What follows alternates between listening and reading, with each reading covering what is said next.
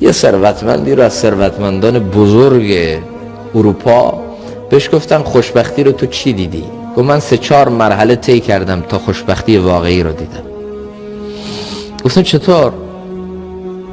گفتن اول فکر میکنم خوشبختی تو پوله، تلاش کردم، تاکدو زدم، به پولهای کلان رسیدم، اما دیدم نیست، خوشبختی خریدنی نیست.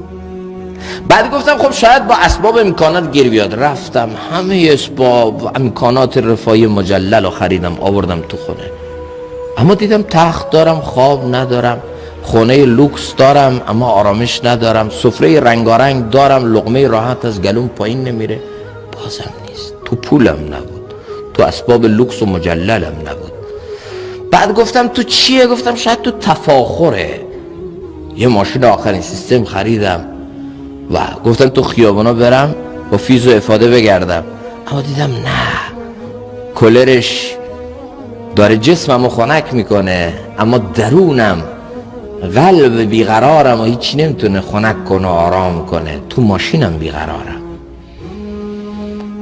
ظاهر این ماشین دیگرها رو کشته و باطنش منو کشته، آرام ندارم. تا اینکه یه روزی یه عزیزی به من زنگ زد، گوی یه جایی هست، یه مجتمع خیریه‌ای هست، ایتام رو و بی سرپرستان رو اونجا دارن در حقیقت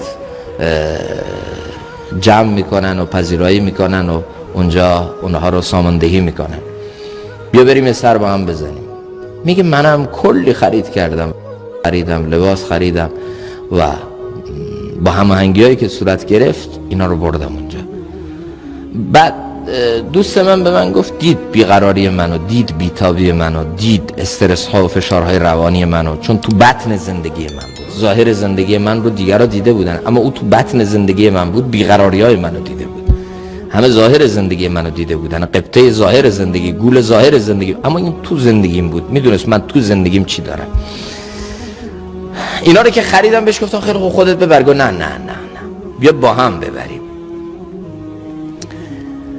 گفتم که من وقت ندارم، من سرم شلوغه. گفت نه بیا بریم. میگه با هم رفتیم اونجا.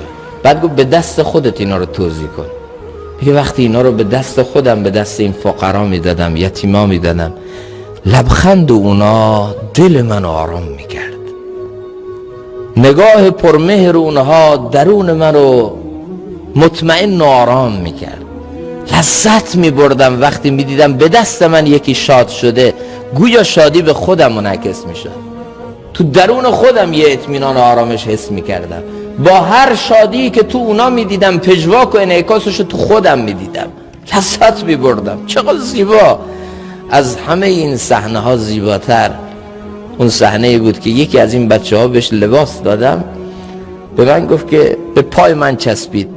من با یه لطفی با آرامش خواستم بچه رو از خودم دور کنم. گفتم ولم کن، میخوام برم، میام بهت سر میزنم. گفت بذار من یه مرتبه چهره‌تو قشنگ ببینم. گفتم چهره منو میخوای چیکار؟ گفت وقتی رفتم بهشت تو رو خوب بشناسم و به خدا بگم که این به من یه دست لباس داد.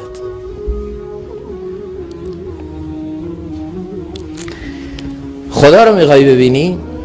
خدا در قیامت گله میکنه من برهنه بودم منو نپوشوندی، من مریض بودم به عیادت من نیومدی، من گرسنه بودم منو نخوراندی. خدایا تو گرسنه، تو برهنه، تو مریض، چطور؟ فلان بنده من مریض بود، فلان بنده من گرسنه بود، فلان بنده من برهنه بود. اگر او رو میخوراندی و میپوشاندی و دل او رو به دست میآوردی توی عیادت، منو به دست میآوردی.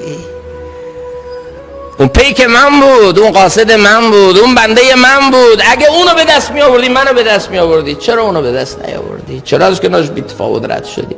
اون روز میگه با جمله این بچه من طعم خوشبختی رو تازه فهمیدم که خوشبختی تو خوشبخت کردن دیگرانه.